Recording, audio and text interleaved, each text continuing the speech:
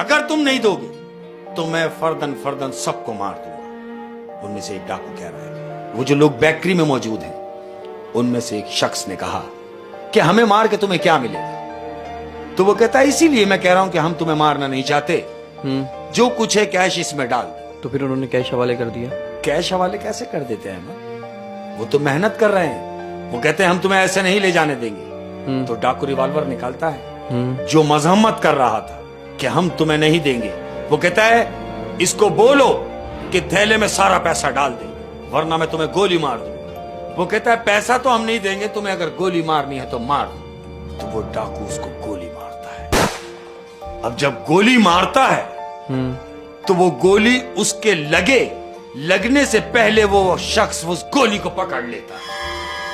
अब जब वो गोली को पकड़ता है, जिसने गोली मारी है उसकी आंखें फटी की फटी रह जाती हैं कि ये क्या।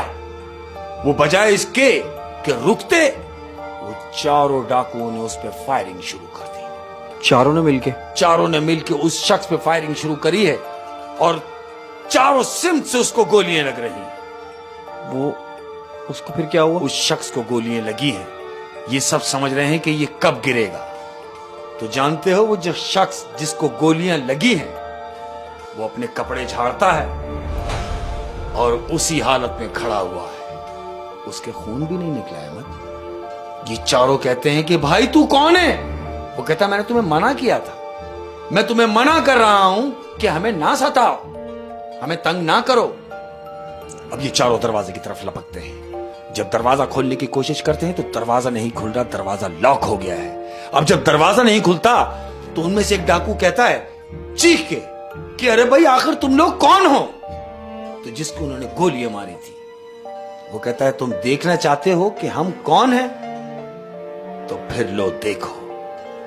अब वो ऐसे करके जो मुंह घुमाया है उसने, तो अहमद वो क्या देखते हैं चारों डाकू कि उस शख्स के बड़े बड़े सींग हैं, उसकी भवें यहां चढ़ी हुई है, बड़े बड़े दांत उसके निकले हुए हैं और ये कद्दावर शख्स उस शख्स का बड़ा हुआ है। ये चीख रहे हैं और ये चारों बेकरी के जो लोग हैं, ये डाकुओं की नजर उन चारों पे पड़ती है तो चारों का हुलिया सेम है अहमद। वो सारे के सारे जिन थे जो उस बेकरी को चला रहे थे, जो उस बेकरी में काम कर रहे थे, वो जिन्नात थे अहमद। और उन चारों डाकुओं का जो फिर उन्होंने हशर किया है, उनकी दुर्गत बनाई है, बंद बेकरी में ही उन्हें मारा है और पुलिस को फोन करके बुलाया है। अब जब पुलिस आती है तो ये अपने असली हुलिये में आ गई। उन्हीं जिन्नात ने फिर पुलिस को फोन करके बुलाया है कि क्यों ना इनको इनके किए की सजा दी जाए। फिर मार तो चुके हैं वो, हाँ। लेकिन उनको सजा भी देनी चाहिए। फिर कि क्या किया जाए कि पुलिस आती है। अब जब पुलिस आती है इन चारों को पकड़ती है तो वो चारों डाकू कहते हैं कि भाई ये बेकरी जो चला रहे हैं ये इंसान नहीं है, जिन्नात हैं। तो पुलिस वाले मजीद उन्हें मारते हैं कि तुम जान छुड़ाने के लिए इन्हें जिन्नात साबित करना चाहते हो। वो चारों कसम खा रहे हैं कि हमने खुद देखा है कि ये इंसान नहीं है, हमने इन्हें गोलियां मारी हैं, चारों ने, हम चारों ने गोलियां मारी हैं और गोली इनमें से किसी को भी नहीं लगी। ये कपड़े झाड़ के खड़े हो गए। तो अब मुझे बताओ अगर ये इंसान होते तो मर ना जाते? ये जिन्नात हैं जो खड़े हो गए। पुलिस वालों को इनकी बात पे यकीन नहीं है। वो कैसे यकीन आएगा? कैसे यकीन आएगा? वो ये सोच रहे हैं कि शायद ये अपनी जान छुड़ाना चाह रहे हैं। हाँ। पुलिस वाले उन्हें चित्रोल करते हुए वहीं से लेके गए हैं। बेकरी वैसी ही चलती रही और वो लोग अब अपने किए की सजा भुगत रहे हैं। अच्छा, फिर उन जिन्नात ने गांव और शहर के लोगों को कोई नुकसान नहीं पहुंचा? कोई नुकसान नहीं पहुंचा। हो अब आप उनकी सहूलत के लिए वहां है। सहूलत के लिए वहां है। अच्छा, आप ये देखें कि सबसे पहले तो गांव आपने बताया बिल्कुल बैकवर्ड था। हाँ। ईंटें और लकड़ियां, इसके अलावा कुछ भी नहीं था गांव वहां में। शीशे की इमारत, और वहां शीशे की इमारत और बिना किसी टेक्नोलॉजी के बिल्कुल शीशे की इमारत उन्होंने 4-5 दिन में खड़ी कर दी। जो काम महीनों में होना था उन्होंने दिनों में किया।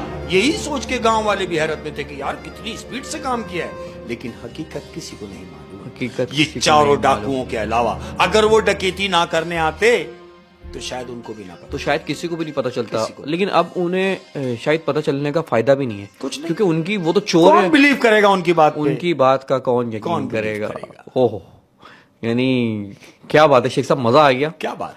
और आज की स्टोरी ने भी कमाल कर दिया। मेरे साथ साथ आप लोगों को भी स्टोरियां पसंद आ रही होंगी। और मैंने आपको बताया कि अगर अपनी कोई कहानी आप शेख साहब के मुंह से सुनना चाहते हैं तो इंस्टाग्राम पे हमारा पेज है अहमद खान टीवी के नाम से। मैं इसमें डिस्क्रिप्शन में लिंक भी डाल दूंगा, कॉपी पेस्ट कर दूंगा, तो वहां आप अपनी स्टोरियां हमसे शेयर कर सकते हैं। शेख साहब जाते जाते कुछ, बिल्कुल जाते जाते मैं अपने प्यार करने वालों से, जो हमारे प्यार करने वाले हैं, हमारे सुनने वाले हैं और हमें मोहब्बतें देने वाले हैं, उनका बहुत शुक्रिया। और जितने भी देखने और सुनने वाले हैं उन सबको एक मशवरा है, उन सबको एक इशारा है कि मेरा एक इशारा है, उतना ही मिलो उस शख्स से कि जितना वो तुम्हारा है। वाह वाह वाह वाह, मेरा एक इशारा है, उतना ही मिलो उस शख्स से जितना वो तुम्हारा है। जितना वो तुम्हारा है। क्या बात है।